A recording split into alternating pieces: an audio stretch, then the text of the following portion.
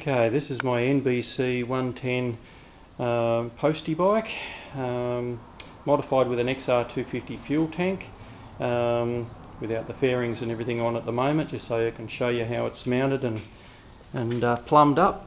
So you've got a bracket on the front here with 35mm hole centres, using the original rubber mount from the XR250 tank, sandwiches nicely over the top of the airbox mount with a longer screw through there, yeah, it seems to fit perfectly like that.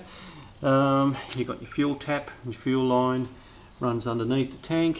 You've got a nut that's been silver soldered onto the bottom of the tank on the far side of the tank. I don't know whether you can see it in there, but it's critical where that goes. There's not a lot of clearance, and a fuel tap's welded into, like screwed into that.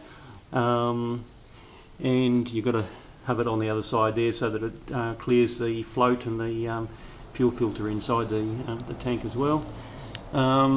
The hinge has been modified so that the seat seems to sit nicely. It lifts off the top. The hinge pin's been removed, but the original hinge sandwiches over the top there, and it seems to hold well at the moment. I might have to modify it if I have trouble with it, but at the moment it seems to be good. Just got a gate hinge that's sort of fitted underneath there to mount the back of the tank, and that seems to work alright. And going around the other side here, you can probably see the valve sitting underneath there. It's got enough clearance under there.